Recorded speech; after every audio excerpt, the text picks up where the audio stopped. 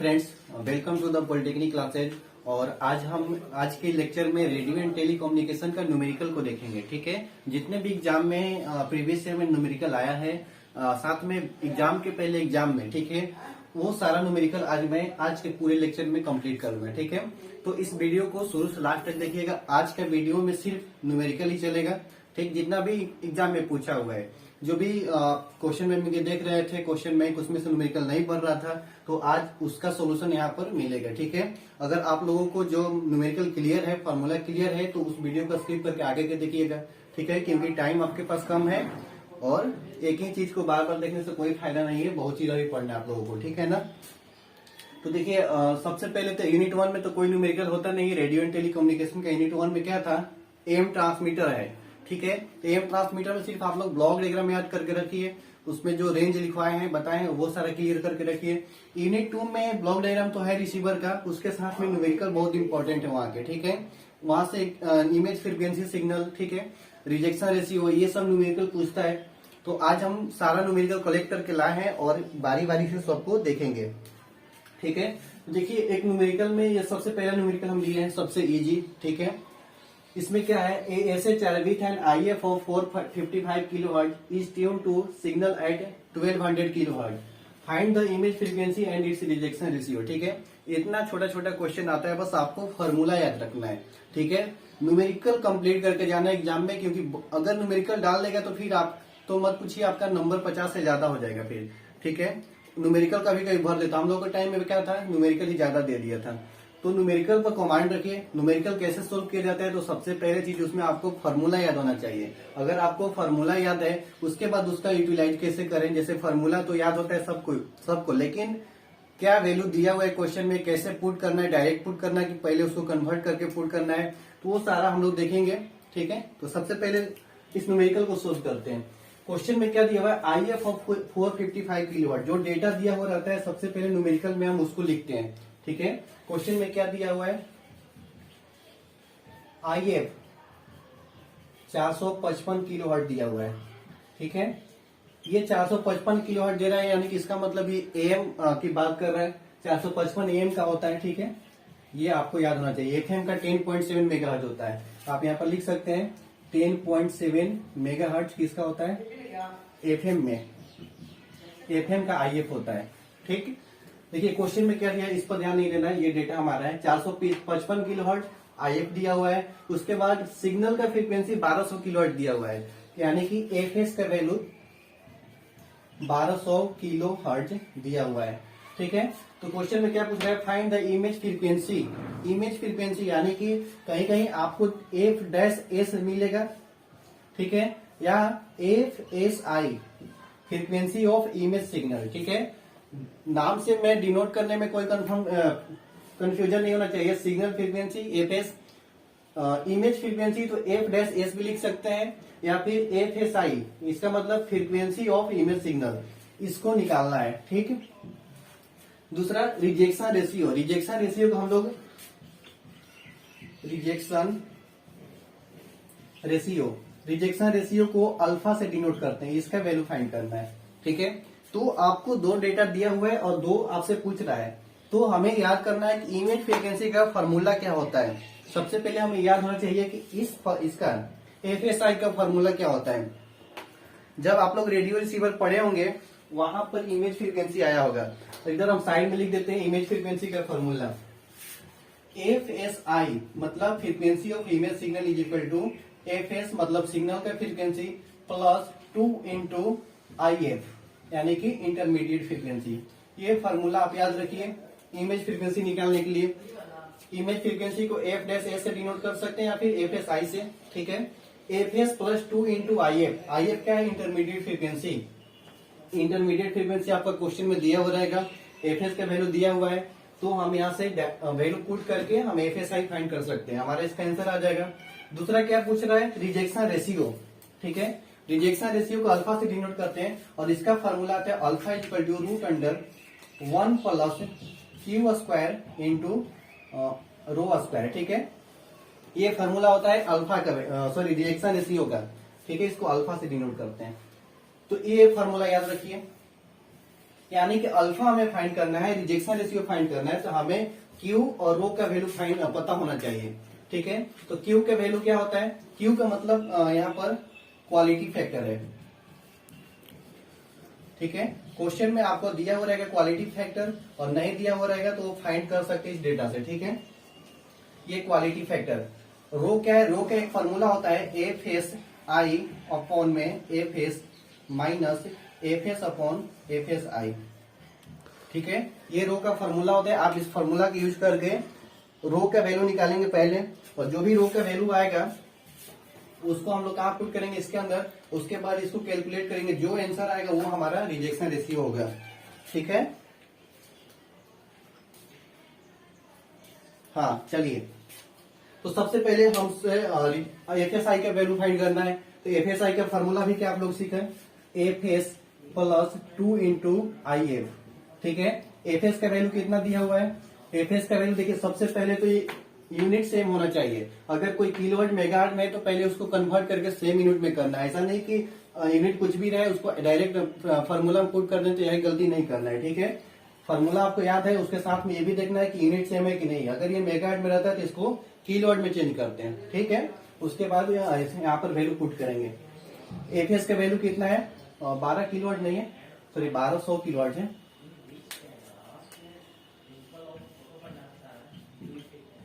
चलिए, F S का value कितना है? 1200 किलोवाट प्लस इसका 455 किलोवाट, तो 2 गुना 455 किलोवाट। ठीक है, तो कितना हो जाएगा? 1200 प्लस में मल्टीप्लाई कीजिएगा तो 910 आएगा। ठीक है, यानी कि 2110, ये क्या होगा यूनिट में? Kilo hertz. यानी कि हमारा अभी एफ एस आई यानी कि फ्रीक्वेंसी ऑफ इमेज सिग्नल हमारा फाइंड हो गया। कितना होगा? 2110 किलोमीटर। ठीक है, तो आपको बस फॉर्मूला ही याद रखना है, बस आपको कैलकुलेट आराम से कर सकते हैं। ठीक है, उसके बाद क्या पूछेगा क्वेश्चन में? And its rejection ratio, image frequency अगर जनरेट हो रहा है, ठीक है, तो उसको रिजेक्ट करेंगे किस रेशियो के द्वारा? उसको क्या बोलते हैं? Rejection ratio. तो रिजेक्शन रेशियो का फॉर्मूला क्या होता है? √1 plus Q square into rho square. ठीक है, तो क्यू स्क्वायर अगर क्वेश्चन में नहीं दिया हुआ है तो हम फाइंड करेंगे, अगर दिया हुआ है तो कोई बात नहीं। ठीक है, डायरेक्ट पुट कर देंगे। तो कहीं कहीं एग्जाम में क्यू का वैल्यू दिया हुआ रहता है, लेकिन यहाँ पर नहीं पता है, तो क्यू के वैल्यू हम लोग फाइंड करेंगे कैसे? तो देखिए, क्यू के लिए एक और फॉर्मूला यहाँ पर देखिए, क्यू इज इक्वल टू होता है फ्रीक्वेंसी, रेजोनेंट फ्रीक्वेंसी जिसको बोलते हैं, अपॉन में बैंडविड्थ। ठीक है, इस फॉर्मूला का यूज करके हम यहाँ से क्यू निकाल सकते हैं। अगर नहीं क्वेश्चन में दिया हुआ तब, क्वेश्चन में हम नेक्स्ट क्वेश्चन करेंगे उसमें क्यू का वैल्यू दिया हुआ है। ठीक है, देखिए फ्रीक्वेंसी अपॉन बैंडविड्थ, तो इस क्वेश्चन में कैसे बैंडविड्थ पता चलेगा कि एएम का है कि एफएम का है? तो ये आईएफ से पता चल रहा है कि इंटरमीडिएट फ्रीक्वेंसी 455 किलोहर्ट्ज है, यानी कि ये एएम की बात कर रहे हैं। तो फिर एएम का बैंडविड्थ कितना होगा? 10 किलोहर्ट्ज, और सिग्नल का फ्रीक्वेंसी कितना दिया हुआ है? 1200 किलोहर्ट्ज, यानी कि 1200 kilohertz divided by 10 kilohertz. 10 kilohertz क्या है? बैंडविड्थ है। ठीक, ये 0 से 0, किलोहर्ट्ज से किलोहर्ट्ज कट गया, यानी कि क्यू का वैल्यू कितना आया? 120। क्वालिटी फैक्टर है, यूनिट लेस होता है। ठीक है, तो क्यू का वैल्यू हमें 120 पता चल गया। चलिए, इसका वैल्यू 120 पता चल गया। अब रो का वैल्यू निकालना है, तो रो निकालने के लिए हमें F S I upon F S minus F S upon F S आई करना होगा।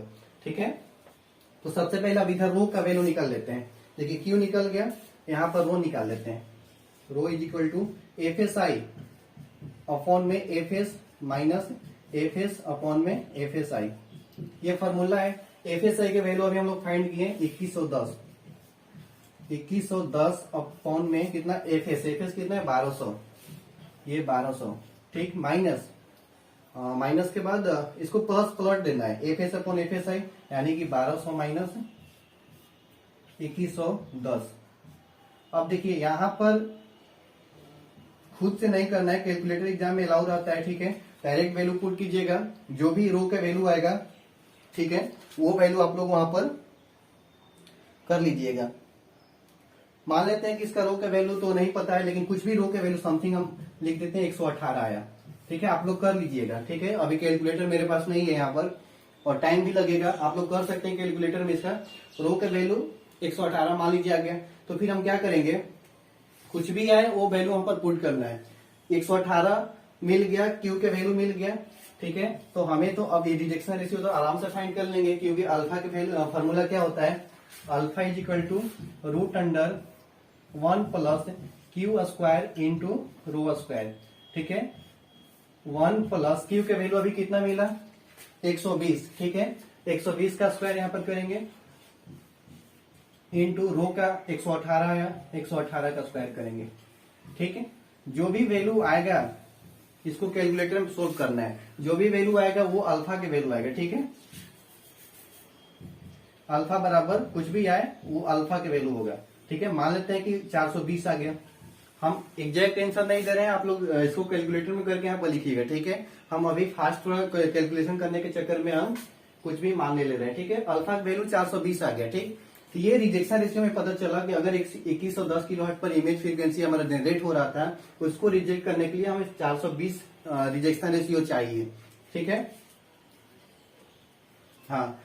अब देखिए एग्जाम में क्वेश्चन जिसे इसका वैल्यू बहुत ज्यादा आता है, ठीक है, तो उसको पॉइंट में भी आता है, पॉइंट समथिंग 3 या 4 दशमलव के बाद लिखा जाता है। तो आप लोग क्या कीजिएगा कि सबका आंसर वेरी करेगा, तो बगल में लिख देना अप्रोक्स। ठीक है, पॉइंट वाला वैसे भी जो डेटा आता है आंसर आता है उसके बगल में अप्रोक्स लिख दीजिए। ठीक है, क्योंकि यहाँ से वेरी करने लगेगा, अल्फा के वैल्यू पॉइंट में ही आता है, तो कोई पॉइंट के बाद कुछ भी वैल्यू कंसीडर कर लेते हैं, तो उस कंडीशन में क्या होगा कि वेरी करेगा थोड़ा बहुत। ठीक है, तो वहां पर अप्रोक्स लिख दीजिएगा। और जो भी अल्फा के वैल्यू आएगा उसको अल्फा को जनरली डीबी में कन्वर्ट करते हैं। ठीक है, तो अल्फा को डीबी में कन्वर्ट करने के लिए क्या करेंगे, 20 लॉग अल्फा कर देंगे। ठीक है, ये अल्फा के तो वैल्यू आएगा, लेकिन अल्फा जनरली डीबी में व्यक्त किया जाता है, यानी कि डीबी में व्यक्त करने के लिए 20 लॉग से मल्टीप्लाई करेंगे, तो 20 लॉग, और फिर ये अल्फा के वैल्यू जो भी आएगा यहाँ पर वो पुट करेंगे, और फाइनली जो हमारा आंसर आएगा अल्फा का वो किसमें आ जाएगा, डीबी में आ जाएगा। ठीक है, तो ये इस तरह से बनाना है। अगर इमेज फ्रीक्वेंसी पूछेगा एफएसआई, तब ये इतना ही में हो जाएगा, 4 नंबर आपको मिल जाएगा। ठीक है, अगर रिजेक्शन रेशियो ये सभी पूछ देता है तो 6 नंबर में पूछता है, और ये अगर पूछ देता है तो रिजेक्शन रेशियो, मान लीजिए कि आपको इमेज फ्रीक्वेंसी नहीं पूछ रहा है आपसे, सिर्फ रिजेक्शन रेशियो पूछेगा, तो सोचिए आपको रिजेक्शन रेशियो निकालना है, तो हमें तो क्यू और रो के वैल्यू फाइंड करना पड़ेगा। पहले रो के वैल्यू फाइंड करने के लिए हमें एफएसआई निकालना ही पड़ेगा। ठीक है, तो इस तरह से हम सोल्व करेंगे। ठीक है, हाँ, इसको डीबी में। उसके बाद नेक्स्ट क्वेश्चन हम लोग लेते हैं, उसमें डायरेक्ट देखिए अल्फा, इसमें क्वालिटी फैक्टर का वैल्यू नहीं दिया हुआ था, तो हम क्वालिटी फैक्टर के वैल्यू कैसे फाइंड किए, फ्रीक्वेंसी अपॉन बैंडविड्थ, कौन सा फ्रीक्वेंसी, तो जो सिग्नल का फ्रीक्वेंसी है वो। ठीक है, बैंडविड्थ कैसे पता चलेगा कि 10 ही ले, तो ये इंटरमीडिएट फ्रीक्वेंसी से पता चल जाएगा कि एएम की बात कर रहा है कि एफएम की। एएम की बात कर रहा है तो एएम की बैंडविड्थ कितना होता है 10 किलोवाट। अगर एफएम की बात करते हैं यहाँ पर 10.7 मेगाहर्ट्ज रहता है, तो वहां पर कितना हो जाएगा 200 किलोवाट बैंडविड्थ हो जाएगा, तब हमारा क्वालिटी फैक्टर फाइंड होगा। ये दूसरा क्वेश्चन, ठीक है, सेम उसी क्वेश्चन पर बेस्ड है, इसमें भी वही डेटा दिया हुआ है, इसमें सिर्फ क्वालिटी फैक्टर पहले से दिया हुआ है, हम लोग उसमें निकाले थे। ठीक है, देखिए इसमें भी क्या है, इन अ सुपर हेटेड radio receiver if intermediate frequency is 455 kilohertz and signal frequency is 1000 kilohertz. इसमें क्या दिया हुआ है, डेटा निकाल लीजिए पहले। गिवन में क्या है, आईएफ का वैल्यू दिया हुआ है 455 किलोहर्ट्ज।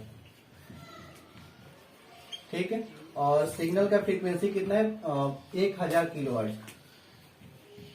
सेम क्वेश्चन, मतलब डेटा चेंज है, और इसमें क्या पूछ रहे हैं, इमेज फ्रीक्वेंसी यानी कि F-S या फिर FSI। ठीक है, इसका वैल्यू पूछ रहे हैं। दूसरा क्या है, अल्फा के वैल्यू एंड रिजेक्शन रेशियो, ये ठीक, अल्फा के वैल्यू पूछ रहा है, अल्फा बराबर क्या होगा। अभी आप लोगों ने फार्मूला देखा है, FSI का फार्मूला क्या था, FSI is equal to FS plus 2 into F5, मतलब इंटरमीडिएट फ्रीक्वेंसी।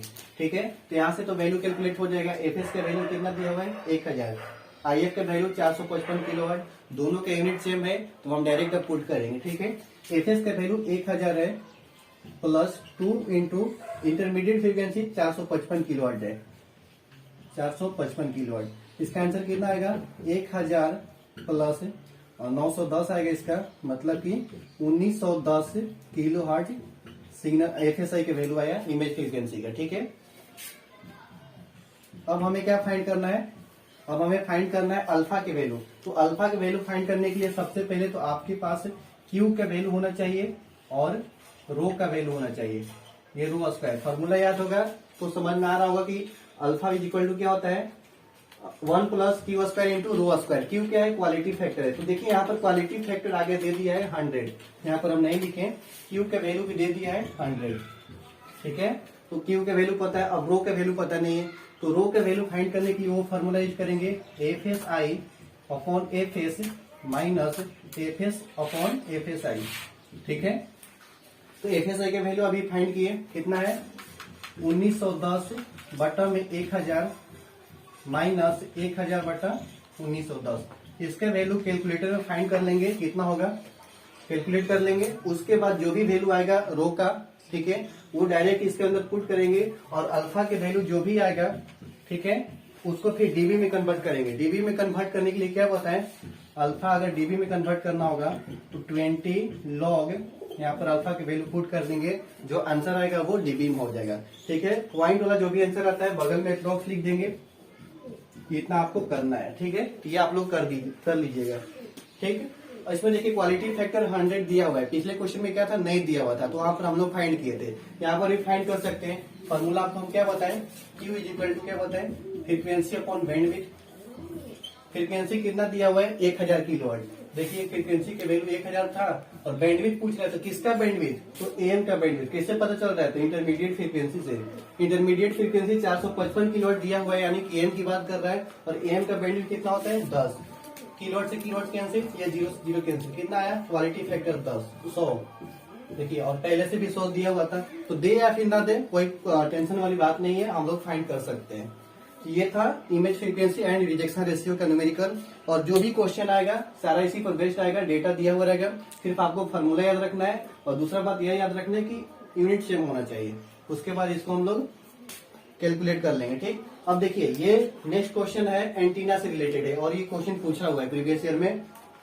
इसमें आप लोग पढ़े होंगे प्रोपोगेशन ऑफ वेव में, तो उसमें लाइन ऑफ साइट पढ़े थे, ठीक है। लाइन ऑफ साइट में रेंज फाइंड किए थे, ठीक है। दो एंटीना के बीच में, एक ट्रांसमिटिंग एंटीना और रिसीविंग एंटीना के बीच के रेंज फाइंड किए थे, और उस रेंज का फॉर्मूला क्या था, यहाँ पर लिख देते हैं, D is equal to 3571.55 root under HT plus root under HR।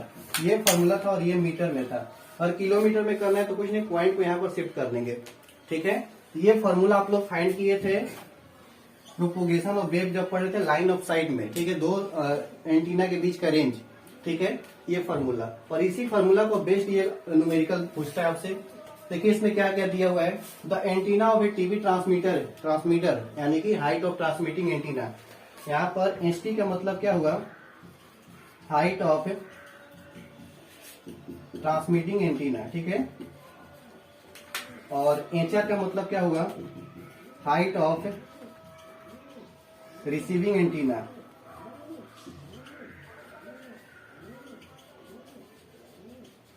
चलिए HT का मतलब हाइट ऑफ ट्रांसमिटिंग एंटीना और HR का मतलब हाइट ऑफ रिसीविंग एंटीना। अब क्वेश्चन पढ़िए, इसमें देखिए क्या लिखा हुआ है, the antenna of A TV transmitter is located at a height of 500 feet above ground level. मतलब पृथ्वी से 500 फीट तक उसका हाइट है, किसका, ट्रांसमिटिंग एंटीना का।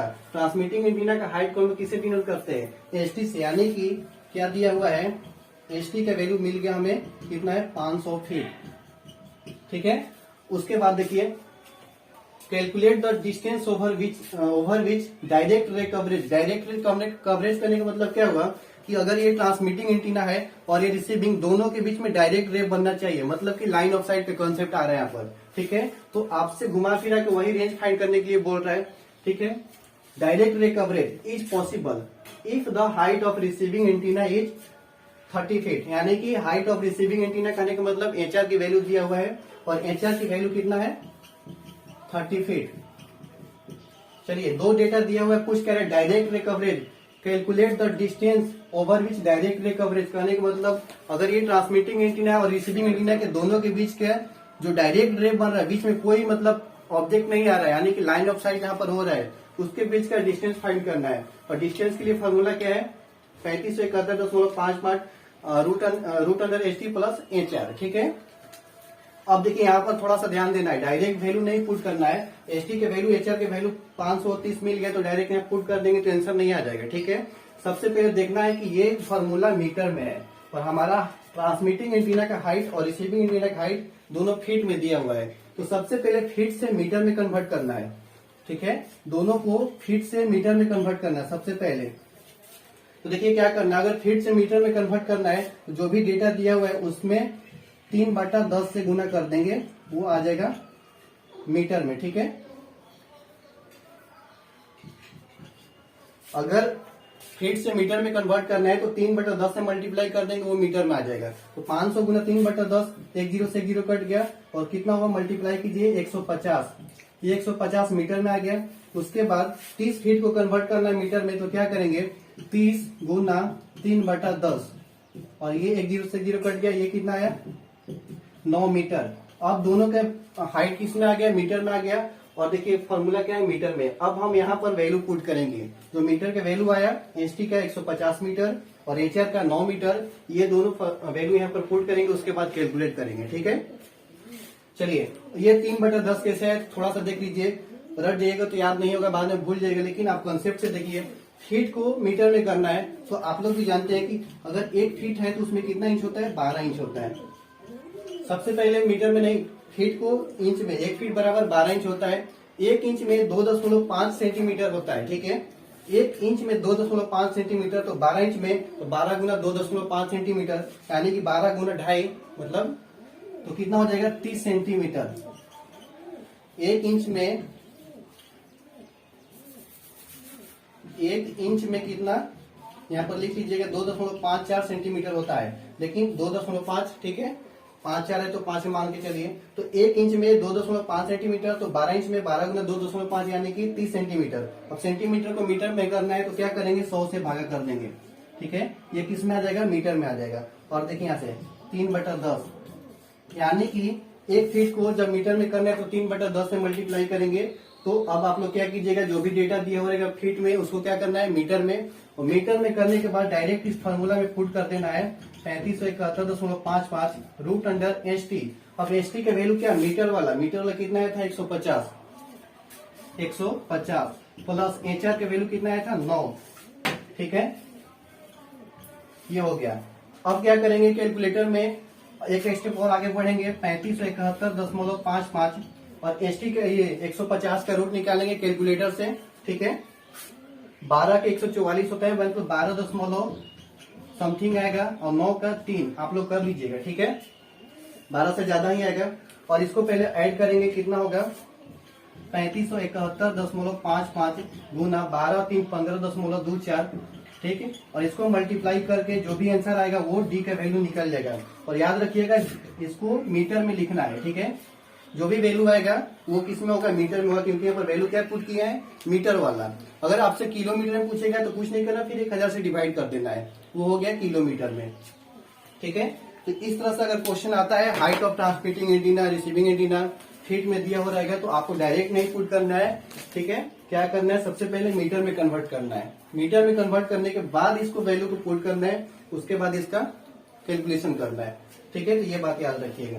चलिए दूसरा क्वेश्चन इसी में देख लेते हैं, और वो आपके लिए होमवर्क रहेगा, कुछ नहीं है, बस सिर्फ यहाँ डेटा चेंज कर देते हैं। सारा क्वेश्चन वही है, हाइट ऑफ ट्रांसमिटिंग एंटीना और हाइट ऑफ रिसीविंग एंटीना दोनों चेंज कर देते हैं। और ये आपका होमवर्क है। 500 फीट था तो यहाँ पर 300 फीट कर दिए। 300 फीट ये ट्रांसमिटिंग एंटीना का हाइट है, और फिर रिसीविंग एंटीना का हाइट 60 फीट। ठीक है, ये होमवर्क है, आप लोग खुद कीजिएगा इसको। ठीक है, सेम इसी तरह से करना है, पहले फीट से मीटर में कन्वर्ट करना है, फिर इस फॉर्मूला में पुट करना है, उसके बाद कैलकुलेशन कर लेना है। ठीक है, ये इस टाइप का क्वेश्चन आता है। अब नेक्स्ट क्वेश्चन हम लोग देखते हैं। देखिए अब एंटीना से भी कुछ न्यूमेरिकल आपके एग्जाम में आता है। ठीक है, और देखिए इसको कैसे सोल्व करते हैं हम लोग, कौन सा फॉर्मूला यूज होता है। अगर आपको फॉर्मूला नहीं याद होगा अभी तक तो आप लोग इसको याद कर लीजिएगा। ठीक है, बहुत ही सिंपल क्वेश्चन है, बस एक फॉर्मूला याद रखना है और इस टाइप के क्वेश्चन को सोल्व कर देना है और 4 नंबर ले लेना है। ठीक है, देखिए इसमें क्वेश्चन में क्या दिया हुआ है, if the radiation resistance is 100 ohm and the losses of antenna resistance is 20 ohm, find the efficiency of antenna. Antenna आप लोग पढ़ रहे होंगे तो वहां पर इफिशियंसी पढ़ने के लिए मिला होगा। ठीक है, एंटीना के इफिशियंसी क्या होते हैं, अभी हम लोग फॉर्मूला देखेंगे। पहले क्वेश्चन में क्या दिया हुआ उसको हम लोग लिख लेते हैं। ठीक है, देखिए गिवन में क्या है, रेडिएशन रेजिस्टेंस कहने का मतलब आर ए डी सफिक्स में radiation resistance is equal to कितना है 100 ओम। चलिए अब आगे देखिए लॉसेस ऑफ एंटीना रेजिस्टेंस कहने का मतलब आर लॉस का वैल्यू दिया हुआ है 20 ओम, या फिर कहीं आरडी भी लिखा हुआ मिलेगा, ठीक है। आरडी मतलब आप लोग कॉपी में लिखे होंगे फेयर में। उसके बाद देखिए क्या पूछ रहा है, find the efficiency of antenna, यानी कि एफिशिएंसी पूछ रहा है ईटा के, उसको ईटा से डिनोट करते हैं, ठीक है। इसका वैल्यू पूछ रहा है क्या होगा एफिशिएंसी का। तो सबसे पहले एंटीना में एफिशिएंसी क्या होता है उसके बारे में जानेंगे। एंटीना की एफिशिएंसी का मतलब क्या, उसमें क्या फॉर्मूला निकल के आया था डिराइव करके।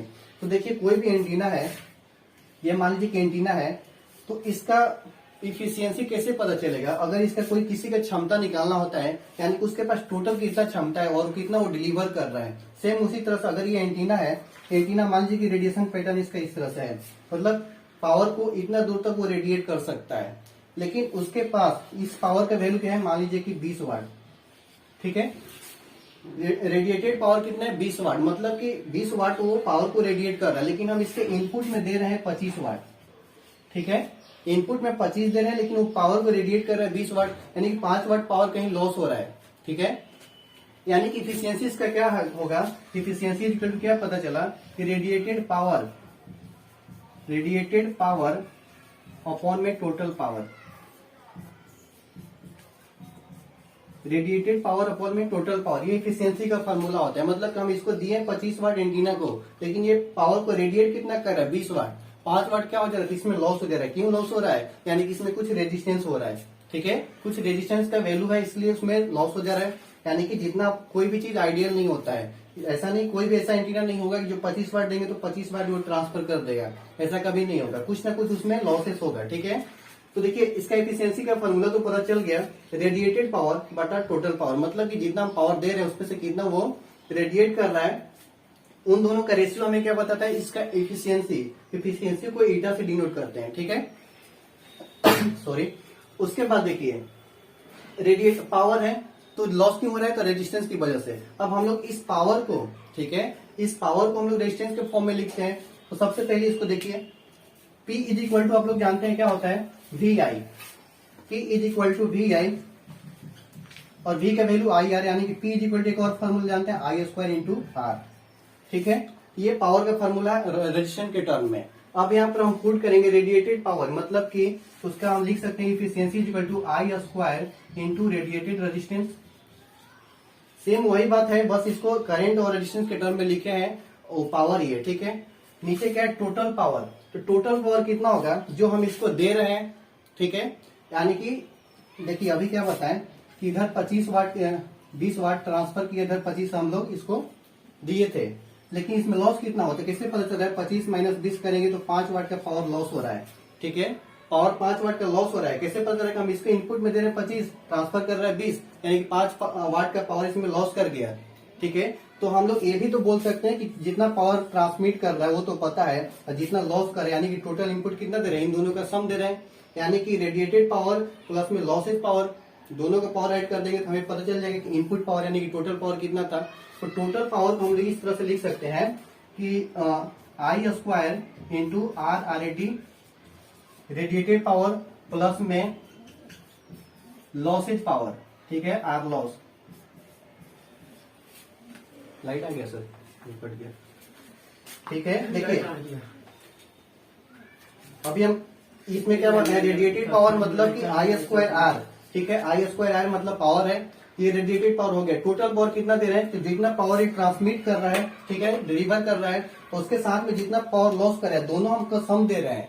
यानी कि रेडिएट पावर जितना हो रहा है उतना, प्लस में लॉस हो रहा है वो, दोनों का सम दे रहे हैं, यानी टोटल पावर हमारा इतना है। अब यहाँ से फॉर्मूला हम लोग फाइंड कर सकते हैं, I स्क्वायर इसमें भी, I स्क्वायर इसमें भी है, कुछ कॉमन ले लेंगे, उसमें से देखिए I स्क्वायर कॉमन हो जाएगा, तो फाइनली हमें क्या बचेगा, efficiency is equal to I square into RRAD, मतलब कि रेडिएशन रेजिस्टेंस, ठीक है, अपॉन में I स्क्वायर इसमें भी है, I स्क्वायर इसमें भी है। I स्क्वायर कॉमन लेंगे तो क्या बचेगा, RRAD प्लस R लॉस।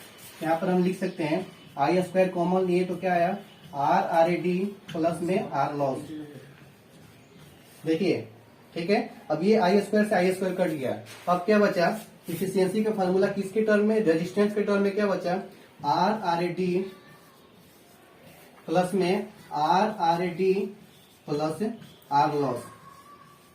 ठीक है, समझ में आ गया। ये पावर जो था ट्रांसमिट किए थे, उसके बाद टोटल पावर यानी कि जो ट्रांसमिट किए प्लस लॉस किया, दोनों हम उतना दिए थे समेशन। और उसके बाद देखिए कॉमन आईएस पर निकालनी है तो क्या बचा, RRD upon RRD plus R loss. RRD कहने का मतलब रेडिएशन रेजिस्टेंस। अब देखिए हमें इफिशियंसी के फॉर्मूला रेजिस्टेंस के टर्म में फाइंड हो गया। ठीक है, अब हम इस फॉर्मूला को यूज करके हम अपना इफिशियंसी क्वेश्चन का फाइंड कर सकते हैं। ठीक, देखिए अब इस फॉर्मूला को आप लोग याद रखिए, इसको भूल जाइए। ये आपको बताएं इसलिए ताकि फॉर्मूला याद रहे कि एफिशिएंसी का फॉर्मूला क्या होता है। चलिए अब इस फॉर्मूला का यूज कीजिए और इसका एफिशिएंसी फाइंड करेंगे। देखिए एफिशिएंसी फाइंड करने के लिए रेडिएशन रेजिस्टेंस चाहिए और लॉस रेजिस्टेंस चाहिए। ठीक है, तो डायरेक्ट यहाँ पर पुट करेंगे। रेडिएशन रेजिस्टेंस का वैल्यू कितना दिया हुआ है, 100 ओम। यूनिट भी सेम है तो डायरेक्ट वैल्यू हम पुट कर रहे हैं। ठीक है, फिर नीचे रेडिएशन रेजिस्टेंस यानी कि फिर 100 ओम प्लस में लॉस रेजिस्टेंस करने का मतलब ये 20 ओम। अब इसको कैलकुलेट करेंगे 100/120 ओम। ठीक है, जो भी आएगा आंसर वो किसका आएगा, इफिशियंसी का आएगा। यानी कि इफिशियंसी इक्वल कितना आ गया, 5/6। ये 5/6 क्या आया, इसका इफिशियंसी आ गया। इफिशियंसी को हम लोग परसेंटेज में करते हैं, जिसका फॉर्मूला हम लिख सकते हैं, इफिशियंसी इज इक्वल टू 100 से मल्टीप्लाई कर देंगे। ठीक है, यानी कि 100 से मल्टीप्लाई कर देंगे, ये फॉर्मूला यह होता है इफिशियंसी का। ये आप लोग याद रखिएगा, इफिशियंसी के formula radiation resistance upon radiation resistance plus loss resistance गुना 100। ठीक है, और इस फॉर्मूला का यूज करके हम लोग क्या करेंगे, इफिशियंसी फाइंड करेंगे। और इसका इफिशियंसी कितना हो गया, 500/6 और इफिशियंसी है। ठीक है, इफिशियंसी फाइंड हो गया। नेक्स्ट क्वेश्चन है इसी तरह से, रेडिएशन रेजिस्टेंस 100 ओम दिया है और इफिशियंसी दे दिया 75%। अब देखिए इसमें एंटीना रेजिस्टेंस पूछ रहा है, यानी कि इसका वैल्यू दे दिया है और इसका वैल्यू दे दिया है, तो यानी कि इसका भी मिल गया। अब इसका वैल्यू फाइंड करना है, तो बस क्रॉस मल्टीप्लीकेशन करना है और इसका भी आंसर आ जाएगा। तो ये आप लोगों के लिए होमवर्क रहेगा। ठीक है, इसको आप लोग बना करके देखिएगा, अगर नहीं बनेगा तो फिर मैसेज कीजिएगा, फिर इसका सोल्यूशन मिलेगा। लेकिन बन जाना चाहिए, कुछ नहीं है, बस इसका वैल्यू दिया हुआ है, इसका वैल्यू दिया हुआ है, इसका वैल्यू पूछ रहा है, तो बस क्रॉस मल्टीप्लीकेशन करना है। अब वैल्यू पुट कीजिएगा, उसके बाद देखिएगा इसका आंसर आ जाएगा, और जो भी आंसर आएगा वो ओम में होगा। ठीक है, एफिशिएंसी का कोई यूनिट नहीं होगा, क्योंकि अभी देखिए किसी को लग रहा है कि यूनिट क्या होगा, तो अभी हम फॉर्मूला में क्या लिखे, RRD अपॉन में RRD प्लस R लॉस। ठीक है, ऊपर भी रेजिस्टेंस है, इसका यूनिट ओम होता है, नीचे भी रेजिस्टेंस ही है। रेजिस्टेंस प्लस रेजिस्टेंस यानी कि रेजिस्टेंस का यूनिट क्या होता है, ओम। यानी कि ओम अपॉन ओम कैंसिल हो जाएगा, इसका कोई यूनिट नहीं होगा। ठीक है, चाहे पावर का भी बात किए थे तो radiated power upon total power, watt upon watt, वो भी वहां से भी कैंसिल। यानी कि इसका इफिशियंसी का यूनिट कुछ नहीं होगा, जो भी आंसर आएगा ये इसी तरह से इसको हो गया आंसर। ठीक है, चलिए ये क्वेश्चन सोल्व कर लीजिएगा, उसके बाद नेक्स्ट टाइप का क्वेश्चन देखते हैं। देखिए एक और क्वेश्चन आया रेडिएशन रेजिस्टेंस से। ठीक है, और ये क्वेश्चन एग्जाम में आया हुआ है। ठीक है, तो देखिए सबसे पहले इसमें क्या दिया हुआ, कुछ क्या रहा है, कैलकुलेट द रेडिएशन रेजिस्टेंस। अभी जो हम लोग न्यूमेरिकल बनाए उसमें रेडिएशन रेजिस्टेंस का नाम कुछ सुने थे, ऐसा तो लग रहा है। रेडिएशन रेजिस्टेंस ऑफ अ λ/10 और λ/12 wire dipole in free space. ठीक है, रेडिएशन रेजिस्टेंस पूछा है और डीएल का वैल्यू दिया है, मतलब कि लेंथ का वैल्यू दिया है। वेवलेंथ, लेमडा क्या है, वेवलेंथ है, यानी कि लेंथ से रिलेटेड है। लेंथ का 10वां भाग लेंथ का 12वां भाग है, यानी कि लेंथ का वैल्यू दिया हुआ है। ठीक है, तो और पूछ क्या रहा है रेडिएशन रेजिस्टेंस, तो अब इसका फॉर्मूला तो पता है नहीं, तो कैसे बनेगा। तो देखिए अभी एक फॉर्मूला हम लोग देखें कि इफिशियंसी इक्वल टू क्या था, RRD मतलब रेडिएशन रेजिस्टेंस अपॉन में RRD प्लस R लॉस। या ये भी फॉर्मूला देखें, तो इसके थ्रू तो हम लोग इफिशियंसी फाइंड कर रहे थे। ठीक है, इस फॉर्मूला के थ्रू हम लोग इफिशियंसी फाइंड कर रहे थे। लेकिन अब पूछ रहा है कि हाँ, क्वेश्चन में डायरेक्ट दे देता था ना कि रेडिएशन रेजिस्टेंस का वैल्यू दिया हुआ है, लॉसेस का वैल्यू दिया है, तो इफिशियंसी फाइंड करो। या फिर रेडिएशन रेजिस्टेंस दे देता है और इफिशियंसी दे देता है, उसके बाद पूछता है कि लॉसेस रेजिस्टेंस फाइंड करो। लेकिन अब पूछ रहा है कि रेडिएशन रेजिस्टेंस कैसे फाइंड करेंगे। ठीक है, वो क्वेश्चन में डायरेक्ट दिया होता है। अब यहाँ पर हम लोग इस क्वेश्चन में क्या पूछ रहा है, रेडिएशन रेजिस्टेंस के वैल्यू पूछ रहा है, तो इसको कैसे फाइंड करेंगे, अब इसका फॉर्मूला में पता होना चाहिए। ठीक है, तो इसका एक फॉर्मूला है, सिर्फ आपको वो याद रखना है। एक फॉर्मूला याद रखिएगा तो यहाँ से 4 नंबर ये क्लियर हो जाएगा। 4 नंबर में ही पूछा था। हाँ ठीक है, बहुत ही सिंपल फॉर्मूला है। देखिए RRD का फॉर्मूला पिछला क्वेश्चन में दिया होता, लेकिन यहाँ पर फाइंड करने के लिए पूछ रहा है, ठीक है। इसका फॉर्मूला है 789.5 इंटू DL अपॉन लेमडा का होल स्क्वायर। बहुत ही छोटा फॉर्मूला है, देखिए, और इसका यूज करना सीखिए कि ये फॉर्मूला है तो इसमें DL का वैल्यू क्या पुट करेंगे, लेमडा के वैल्यू पे क्या पुट करेंगे, ठीक है। और इसी फॉर्मूला से ये क्वेश्चन सोल्व हो जाएगा। और ये क्वेश्चन मैंने नहीं करवाया था जब क्लास ले रहा था, तो एक स्टूडेंट का मैसेज आया था सर ये कैसे बनेगा, ठीक है। तो अब ध्यान से समझिएगा यहाँ पर कैसे बनेगा। इसमें रेडिएशन रेजिस्टेंस पूछ रहा है। रेडिएशन रेजिस्टेंस का फॉर्मूला भी यहाँ से पता चला क्या कि 789.5 इंटू DL अपॉन लेमडा का होल स्क्वायर होता है। अब DL क्या होता है, तो अभी तो हम बताएं वेवलेंथ। लेमडा क्या दिखा रहा है, वेवलेंथ। वेवलेंथ करने का मतलब लेंथ है, और वेवलेंथ का 10वां भाग यानी कि लेंथ ही रहेगा। ये क्या है, मान लीजिए यहाँ से तक लेंथ है, लेंथ का 10वां भाग, तो इसको क्या बोलेंगे, तो वो भी तो लेंथ ही है ना। यानी कि DL का वैल्यू दिया है, मतलब चेंज हो गया, लेंथ का वैल्यू जो था पहले वो चेंज हो गया, ठीक है। तो क्वेश्चन में क्या दिया हुआ है, RRAD तो पूछ ही रहा है, यानी कि इसका वैल्यू फाइंड करना है। क्वेश्चन में DL का वैल्यू दिया हुआ है लेमडा अपॉन 10 और लेमडा अपॉन 12। दो वैल्यू दिया हुआ है, दोनों में सब दोनों बना सकते हैं। एग्जाम में पूछा है तो आपको दोनों बनाना पड़ेगा। तो एक बार लेमडा बाई 10 लेंगे, यहाँ पर DL का वैल्यू पुट करेंगे लेमडा बाई 10, उसके बाद सोल्व करेंगे, उसके बाद लेमडा बाई 12 करेंगे, उसके बाद सोल्व करेंगे, ठीक है। तो चलिए पहले DL is equal to lambda by 10, इसको हम लोग इस वैल्यू को पुट करके फाइंड करते हैं इसका रेडिएशन रेजिस्टेंस कितना होगा। ये फॉर्मूला याद कर लीजिएगा, radiation resistance is equal to 789.5 into DL upon lambda का होल स्क्वायर, ठीक है। जब ये फॉर्मूला याद कीजिएगा तो उसके साथ में ही ये भी कर लीजिएगा, ठीक, क्योंकि दोनों न्यूमेरिकल एक साथ इसलिए बता रहे हैं कि ताकि समझ में आए, ठीक है। अब देखिए DL के वैल्यू लेमडा बाई 10 लेंगे तो RRAD का वैल्यू कितना हो जाएगा, तो RRAD is equal to 789.5। DL का वैल्यू कितना है, लेमडा बाई 10 अभी ले रहे हैं, ठीक है। तो यहाँ पर DL की जगह पर लेमडा बाई 10 और नीचे लेमडा पहले से है फॉर्मूला में, तो ये लेमडा, यानी कि ऊपर जाएगा तो कितना हो जाएगा, गुना 1 बाई लेमडा का होल स्क्वायर। लेमडा से लेमडा कैंसिल, ठीक है। और बच्चा कितना, 1/10, इसको हम लिख सकते हैं यहाँ पर 1/10 का होल स्क्वायर। समझ में आ रहा है ना, वो कट जाएगा। यानी कि अब देखिए 789.5 गुना 1/100 स्क्वायर कर दिए, इस पॉइंट को हटाएंगे तो 1000 हो जाएगा नीचे, ठीक है। अब इसका वैल्यू कितना आएगा, तो 3 अंक के बाद इधर दशमलव दे देंगे, 7.895। ये वैल्यू किसका आया, RRAD मतलब रेडिएशन रेजिस्टेंस का। और रेजिस्टेंस है तो इसका यूनिट क्या होगा, ओम होगा। बस इसका आंसर यही होगा। हमें पता चल गया इस क्वेश्चन का रेडिएशन रेजिस्टेंस कितना होगा, तो 7.895 ओम होगा, ठीक है। अब क्या पूछ रहा है, और लेमडा अपॉन 12। अब क्या करेंगे, अगला बार इसी फॉर्मूला के अनुसार RRAD फिर फाइंड करेंगे, उसमें लेमडा की वैल्यू कितना पुट करेंगे, लेमडा अपॉन 12। यहाँ पर पुट कीजिए लेमडा अपॉन में 12 अपॉन में लेमडा का होल स्क्वायर। लेमडा से लेमडा कट जाएगा, ठीक है। बचा क्या, 789.5 गुना 1/12 गुना 1/12 गुना 1/10। ये पॉइंट हटाएंगे तो 10 नीचे आ जाएगा, ठीक है। अब इसको सोल्व करेंगे, जो भी RRAD की वैल्यू आएगा, जो भी आए उसको यहाँ पर लिखेंगे और उसका यूनिट क्या होगा, ओम, ठीक है। इस टाइप के क्वेश्चन भी आया था एग्जाम में, 2020 में ही पूछा हुआ था क्वेश्चन, ठीक है। और एक फॉर्मूला याद रखिए, radiation resistance is equal to 789.5 गुना DL अपॉन लेमडा का होल स्क्वायर, ठीक है। चलिए अब हम लोग देखते हैं नेक्स्ट टाइप का क्वेश्चन। एक और क्वेश्चन आया, ठीक है, एंटीना से ही, और ये भी क्वेश्चन पूछा हुआ है। मैं झूठ नहीं बोल रहा हूँ, आप लोग क्वेश्चन बैंक देख सकते हैं, ठीक है। ये क्वेश्चन में क्या दिया हुआ है, the radiation resistance of an antenna is 80 ohm. RRAD का वैल्यू दिया हुआ है, and losses of antenna resistance is 10 ohm, यानी कि R लॉस का वैल्यू दिया हुआ है, ठीक है।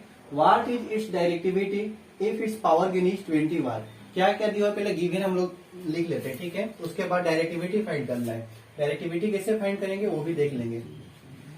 गिवन में क्या है, RRAD यानी कि रेडिएशन रेजिस्टेंस का वैल्यू कितना दिया हुआ है, 80 ओम। R लॉस का वैल्यू कितना दिया हुआ है, R लॉस 10 ओम, ठीक है। एंड पावर गेन कितना है, 20 वाट। सॉरी, गेन है तो यूनिट नहीं होगा, देखिए गेन होगा तो यूनिट नहीं होगा। पावर गेन कितना होगा, 20 होगा। चलिए, 3 चीज दिया हुआ है, radiation resistance, losses of resistance और पावर गेन दिया हुआ है, ठीक है। कुछ कह रहा है डायरेक्टिविटी। डायरेक्टिविटी पूछ रहा है। अब हमें डायरेक्टिविटी का फॉर्मूला पता होता हम ना डायरेक्टिविटी निकालेंगे, ठीक है। तो देखिए डायरेक्टिविटी का फॉर्मूला निकालने के लिए हम एक रिलेशन बताएंगे एंटीना में, एंटीना का पावर गेन, उसका एफिशिएंसी और डायरेक्टिविटी, तीनों में एक रिलेशन है, ठीक है। और रिलेशन के थ्रू हम लोग इसको फाइंड कर सकते हैं। और वो रिलेशन क्या है थोड़ा सा याद रखिएगा। एंटीना का power gain is equal to efficiency, यानी कि एंटीना का जितना एफिशिएंसी है, अभी हम लोग फाइंड किए एफिशिएंसी, ठीक है, गुना उसका डायरेक्टिविटी। ये एक रिलेशन है डायरेक्टिविटी। देखिए पावर गेन, अगर हमें पावर गेन फाइंड करना है तो किसी भी एंटीना का एफिशिएंसी और उसका डायरेक्टिविटी दोनों को मल्टीप्लाई कर देंगे तो उस कंडीशन में हमें क्या मिलेगा, पावर गेन मिलेगा। यानी कि पावर गेन पीजी, इसको शॉर्ट फॉर्म में लिख सकते हैं, power gain is equal to efficiency यानी कि एटा इंटू डायरेक्टिविटी डी, ठीक है। पावर गेन बराबर एफिशिएंसी इंटू डायरेक्टिविटी, ये फॉर्मूला होता है। और इस फॉर्मूला के हेल्प से हम यहाँ पर डायरेक्टिविटी फाइंड कर लेंगे। कैसे डायरेक्टिविटी फाइंड करना है तो हमें ये दो वैल्यू आना चाहिए, एक पावर गेन और एक इफिशियंसी। तो देखिए पावर गेन भी दिया हुआ है, ठीक, इफिशियंसी नहीं दिया हुआ है। तो इफिशियंसी के फॉर्मूला तो अभी पढ़े, RRAD upon RRAD plus R loss into 100। तो RRAD दिया हुआ है, R लॉस दिया हुआ है, तो हम वहां से इफिशियंसी फाइंड कर सकते हैं। जब इफिशियंसी फाइंड हो सकता है, पावर गेन मिल गया है, तो हम डायरेक्टिविटी भी फाइंड कर लेंगे, ठीक है। तो इस रिलेशन को आप लोग याद रखिएगा, power gain is equal to efficiency into directivity. Antenna से 3 क्वेश्चन बताए, एक इफिशियंसी पर, अभी एक डायरेक्टिविटी निकालने के लिए, और दूसरा क्या था, डाइपोल फ्री स्पेस का रेडिएशन रेजिस्टेंस निकालने के लिए 789.5 इंटू डीएल अपॉन लेमडा का होल स्क्वायर। बस 3 फॉर्मूले याद रखिए, यहाँ से बहुत मजा आएगा। एग्जाम में अगर क्वेश्चन आ गया ना तो बहुत कम टाइम में पूरा 4 में 4, 6 में 6 आप ले सकते हैं, ठीक है। तो आप न्यूमेरिकल पर कमांड जरूर रखिएगा, थ्योरी तो पढ़िए, अगर न्यूमेरिकल आ गए क्वेश्चन एग्जाम में तो बहुत कम टाइम में आप रेडियो का क्वेश्चन सोल्व कर पाओगे, ठीक है। तो चलिए अब इसको सोल्व करते हैं। सबसे पहले हमें क्या चाहिए, डायरेक्टिविटी फाइंड करना है। तो पावर गेन दिया हुआ है, इफिशियंसी निकाल लेंगे तो डायरेक्टिविटी निकल जाएगा। इफिशियंसी का फॉर्मूला अभी तो हमें लोग याद किए हैं। इफिशियंसी इक्वल टू क्या होता है, RRAD अपॉन में RRAD प्लस R लॉस, ठीक है, ये फॉर्मूला होता है। तो RRAD का वैल्यू कितना है, 80 प्लस 10 कितना हो गया, गुना 100, 8000 बटा में 90, ठीक है। देखिए कितना आ गया, इफिशियंसी हमारा कितना आया, efficiency is equal to 800 upon 9,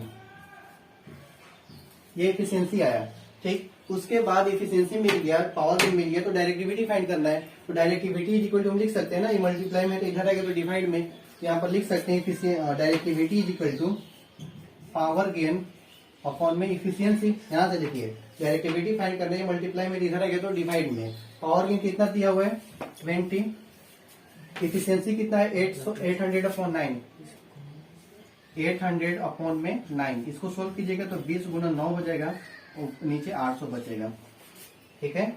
फिर कितना होगा 180 अपॉन में 800, ये देखिए 18/80 यानी कि कितना होगा 9/40, यानी कि हमें डायरेक्टिविटी मिल गया 9/40। इसको आप लोग कैलकुलेटर से सोल्व कर लीजिएगा, ठीक है। 9/40 कितना आ रहा है पॉइंट में, 20, 9/40 कैलकुलेटर में सोल्व कर लीजिएगा। यहाँ कैलकुलेटर अच्छा फोन नहीं कर देते,